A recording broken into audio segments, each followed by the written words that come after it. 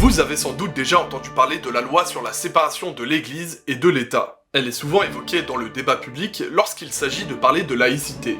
Et pour cause. Votée le 3 juillet 1905, cette loi a eu un impact majeur sur la façon dont l'État interagit avec la religion. Et encore aujourd'hui, nombreux sont ceux qui s'y réfèrent. En vérité, ce texte avait déjà été proposé en 1869, dans le programme des Républicains. Mais une fois arrivés au pouvoir, ces derniers préférèrent garder le système du Concordat, instauré sous Napoléon, et qui leur permettait de garder le contrôle sur l'Église. Leur seule obsession était de limiter l'influence des cléricaux, en particulier dans l'enseignement. La fin du 19e siècle, et notamment l'affaire Dreyfus, creusa le fossé entre catholiques et anticléricaux. Retour sur l'incroyable bataille politique qui mena à la séparation définitive de l'Église et de l'État. C'est parti!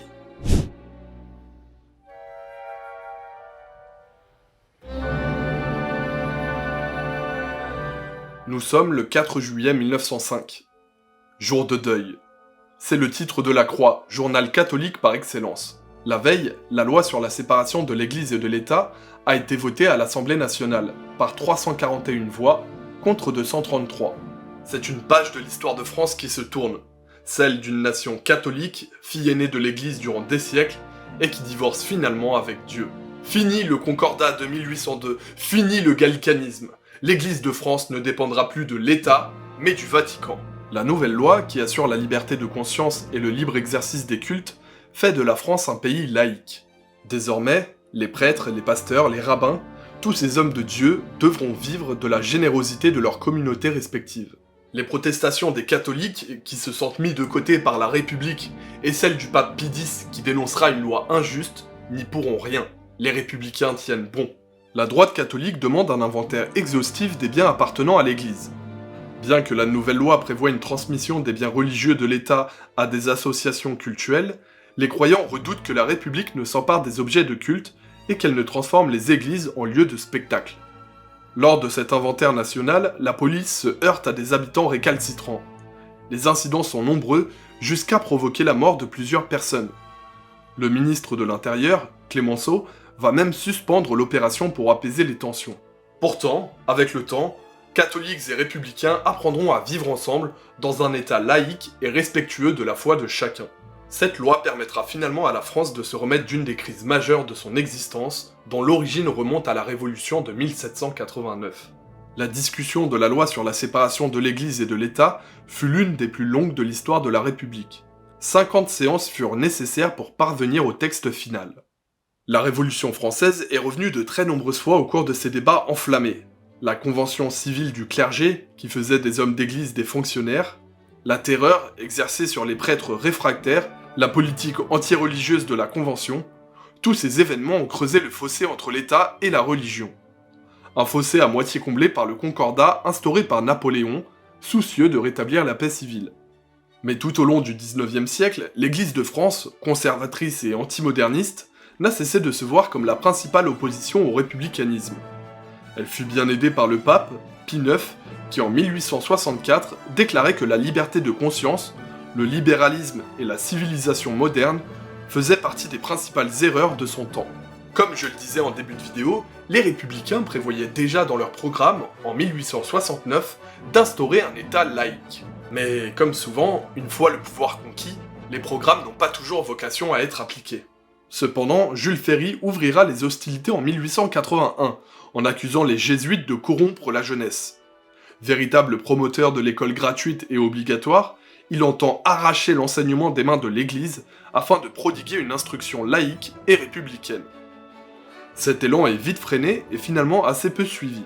En attendant les résultats de cette nouvelle école laïque, les congrégations religieuses restent les lieux du savoir et de l'excellence. D'ailleurs, même les plus ardents républicains préfèrent y inscrire leurs enfants. Ce sont les catholiques qui feront le premier pas, puisque le pape Léon XIII appellera ses fidèles à respecter les lois de la République et à s'y soumettre. Un changement bienvenu qui permet à Jules Ferry d'adoucir son discours. Le clergé craint qu'une séparation définitive avec l'État n'annonce une persécution, voire une destruction de l'Église de France. Il décide donc de suivre les demandes du pape. Paradoxalement, alors que la réconciliation semblait toute proche, c'est à partir de maintenant que le divorce va véritablement s'amorcer. C'est l'affaire Dreyfus qui va faire basculer les choses. Alfred Dreyfus, un officier d'artillerie, français et de confession juive, va être accusé et condamné en 1894 pour trahison envers la patrie. Dès lors, tout le monde va prendre parti. La population se déchire, créant une division au sein du pays. Les partis politiques vont aussi s'engager. La droite rallie majoritairement le camp anti-Dreyfusard, certains de la culpabilité d'Alfred Dreyfus.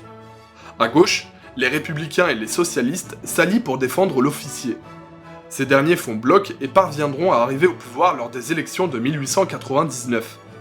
Ils n'hésiteront pas à faire payer les catholiques, amalgamés aux nationalistes et aux antisémites. Les nouveaux gouvernants reprochent aux différentes congrégations leur vœu de célibat, contraire au projet nataliste de fonder une famille, mais aussi leur vœu de pauvreté, bafouant l'idéal de méritocratie, ou encore leur vœu d'obéissance, qui mettrait à mal la liberté de conscience.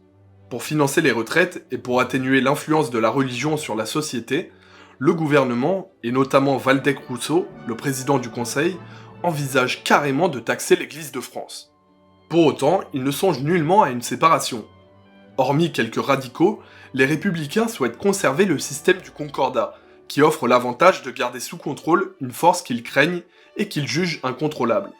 Ils pensent surtout que le catholicisme a encore la même importance qu'au début du siècle. Sauf que depuis la Révolution, la France s'est largement déchristianisée. Les ouvriers sous l'influence des socialistes se sont définis comme une classe à part entière, loin du giron de l'Église. Une partie des campagnes a déserté le domaine de la foi, et la petite bourgeoisie croit davantage en la religion du progrès qu'en celle de Jésus-Christ. Ce déclin échappe aux républicains qui exagèrent la force de leur ennemi, d'où la promulgation d'une loi en 1901 qui oblige les congrégations religieuses à se mettre en conformité avec la loi. L'application de cette loi est implacable. Sur 60 congrégations, seules 5 seront autorisées par le Parlement. 10 000 écoles religieuses fermeront leurs portes avant de les rouvrir, mais avec un personnel laïque. L'ensemble de la classe politique est divisé en deux blocs. Un bloc républicain et laïque contre un bloc catholique. Le sujet des congrégations est brûlant, et plus personne ne se presse pour être nommé président du conseil. Émile Combes succède à Waldeck-Rousseau. En voilà un homme très paradoxal. Alors qu'il mène la chasse aux congrégations, il entretient une relation amoureuse avec la princesse Jeanne Bibesco, fondatrice d'un ordre religieux à Alger. Précisons également qu'il a passé une partie de sa jeunesse au séminaire et qu'il y a même écrit une thèse sur saint Thomas d'Aquin. Plutôt original pour un farouche défenseur de l'anticléricalisme. Face aux plus radicaux qui réclament la séparation définitive de l'Église et de l'État, et à la surprise de tous, Émile Combes rejette pourtant cette idée.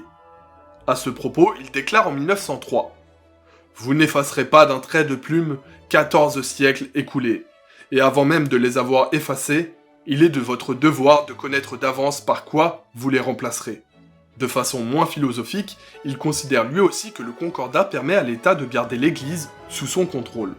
Les mouvements séparatistes prennent de plus en plus d'ampleur, et Émile Combes se verra forcé d'infléchir sa position. En juin 1903, sur l'initiative d'un député protestant proche du président, une commission parlementaire est chargée d'examiner les propositions de loi sur la séparation de l'Église et de l'État. Ça y est, l'expression est lâchée. Même si la constitution de commission parlementaire n'est pas toujours, loin de là, synonyme de nouvelle loi, vous allez voir que cette fois, c'est un peu différent. Revenons rapidement sur les membres importants de cette commission. Son président est Ferdinand Buisson, un protestant libéral, libre penseur et franc-maçon qui a contribué à la diffusion du terme laïcité. Ça commence bien. Le rapporteur de la commission est Aristide Briand, un socialiste qui fondera en 1904 avec son ami Jean Jaurès le journal L'Humanité. Athée mais tolérant, Briand est un bon négociateur et reste ouvert au compromis. Tandis que les travaux de la commission s'éternisent, Émile Combes continue d'appliquer la loi de 1901 et de s'attaquer aux congrégations avec un zèle jamais vu auparavant. Au point que Waldeck-Rousseau lui-même, l'instigateur de cette loi, finisse par en désapprouver publiquement l'application rigide et sans aucune mesure. En pleine séance de la Chambre des députés, le 27 juin 1903, il reproche au président du Conseil d'avoir, je cite, transformé une loi de contrôle en une loi d'exclusion. Émile Combes ira même jusqu'à rendre la loi rétroactive, pour demander aux congrégations autorisées avant 1901 à demander des autorisations d'exister, autorisations qui seront souvent refusées. Notez que s'il peut se montrer aussi ferme, c'est parce qu'il cumule, en plus de sa présidence du Conseil, le poste de ministre de l'Intérieur et des Cultes. Mais en agissant avec autant de zèle, Émile Combes et son gouvernement finiront par faire advenir ce dont ils ne voulaient pas, et l'exacerbation des affrontements entre républicains et catholiques aboutira à la séparation définitive de l'État et de l'Église. Les catholiques ne se laissent pas faire. L'évêque de Nancy et plusieurs cardinaux écrivent une lettre au président du Conseil pour protester contre de telles mesures. En réponse, Émile Combes suspend immédiatement leur traitement, c'est-à-dire leurs revenus accordés par l'État. C'en est trop, même pour certains républicains comme Clémenceau ou Charles Péguy qui dénoncent, au nom de la laïcité, une dérive totalitaire. En 1904, la crise prend une tournure internationale, lorsque le président de la République, Émile Loubet, effectue un voyage officiel en Italie. Problème, le Vatican ne reconnaît pas l'annexion de Rome par le royaume italien, récemment créé pour unifier toute l'Italie. Le pape s'offense d'un tel voyage, d'autant plus que le président français est accueilli comme un héros par les Romains, par les Napolitains, qui saluent son anticléricalisme. Pie X riposte en faisant circuler, par le biais de son secrétaire d'État, une note secrète anti-française au gouvernement étranger, dénonçant un événement d'une exceptionnelle gravité. Cette attaque renouvelle les ardeurs des républicains. Jean Jaurès, désireux d'en finir une bonne fois pour toutes avec la question religieuse, publie dans les colonnes de l'Humanité la note secrète du pape. Cet événement va mettre le feu aux poudres, et dès le lendemain de cette publication, Clémenceau qualifiera le pape de fanatique, accusé de vouloir déclarer la guerre à la République. La rupture avec le Vatican est immédiate, puisque le Parlement français vote, à une très large majorité, le rappel de son ambassadeur au Saint-Siège. Mais l'escalade continue. En juillet 1904, 2 évêques français sont convoqués à Rome pour des affaires de mœurs. Émile Combes leur interdit de s'y rendre. Malgré leur sympathie républicaine, les 2 évêques passent outre l'interdiction et transgressent alors les articles du Concordat, stipulant que les évêques ne doivent obéir qu'à l'État français. L'idée d'une séparation de l'Église et de l'État devient beaucoup plus concrète dans l'esprit de nombreux républicains. Le 4 septembre 1904, Émile Combes annonce ses intentions dans un discours prononcé à Auxerre. Je cite : « Le pouvoir religieux a déchiré ostensiblement le Concordat. La seule voie à rester libre aux 2 pouvoirs en conflit, c'est la voie ouverte aux époux mal assortis, le divorce, et de préférence le divorce par consentement mutuel. » Émile Combes va donc déposer un projet de loi qui va encore plus loin que les propositions de la commission parlementaire dont j'ai parlé plus tôt. Le contenu du texte a de quoi inquiéter les catholiques. Il interdit les processions ainsi que le port de la soutane sur la voie publique. Les cultes deviennent des associations départementales, les églises ne sont concédées que pour un délai de 10 ans. Et la liste est encore longue. Ce projet, anticlérical et même anti-religieux, sera assez mal accueilli et sera désavoué par la commission par 13 voix contre 12. Après cet échec, Émile Combes démissionne en janvier 1905. Il fait promettre à son successeur, Maurice Rouvier, de concrétiser la loi sur la séparation de l'Église et de l'État. Et en effet, la loi sera bien adoptée en 1905, mais pas sous sa forme initiale. Le nouveau texte se veut plus libéral, plus arrangeant, comme en témoigne son premier article. La République assure la liberté de conscience. Elle garantit le libre exercice des cultes sous les seules restrictions édictées ci-après, dans le respect de l'ordre public. Maurice Rouvier se tourne vers Aristide Briand pour finaliser le projet de loi. Ce dernier se veut rassembleur et s'adresse aux catholiques, aux juifs, aux protestants, pour l'aider dans sa démarche. Mais malgré ses efforts, le projet semble mécontenter tout le monde. Surtout la droite qui dépose plusieurs motions de censure pour ajourner les nombreux débats qui font rage à l'Assemblée. Les échanges les plus vifs concernent l'article 4 de la loi. À qui va-t-on remettre les bâtiments religieux ? En s'inspirant du modèle américain, il est décidé de créer des associations cultuelles, qui resteront sous le contrôle de l'Église et non de l'État. Finalement, la loi sur la séparation de l'Église et de l'État sera votée le 3 juillet 1905 par 341 voix contre 233. Le Sénat confirmera ce vote. La loi sera promulguée le 9 décembre 1905 et entrera en vigueur le 1er janvier 1906. Tout est bien qui finit bien, même si la plaie est encore à vif lors des années suivantes. Pour rassurer encore plus les croyants, on autorise à nouveau les processions et les églises sont laissées gratuitement à disposition du clergé. La Première Guerre mondiale finira par réconcilier tous les Français, peu importe leur tendance politique ou religieuse. C'est ce qu'on appelle l'union sacrée. La loi de 1905 est devenue essentielle à notre République. définissant les contours d'un concept très français, la laïcité. Aujourd'hui, comme il y a plus d'un siècle, la question de la religion se pose encore. Ce n'est plus le catholicisme qui pose problème, mais l'islam. Cette loi abordait déjà des thèmes très actuels, comme la liberté religieuse, la notion d'ordre public, le cadre permis aux religions, etc. Certains députés, de gauche, évoquaient même lors des débats le devoir de discrétion dans l'espace public. D'ailleurs, n'hésitez pas à nous dire en commentaire ce que vous pensez de cette loi et de son application. J'espère que cet épisode vous aura plu. Si c'est le cas, n'hésitez pas à vous abonner et surtout à activer la petite cloche pour être tenu au courant de nos prochaines vidéos. Quant à moi, je vous dis à bientôt et portez-vous bien.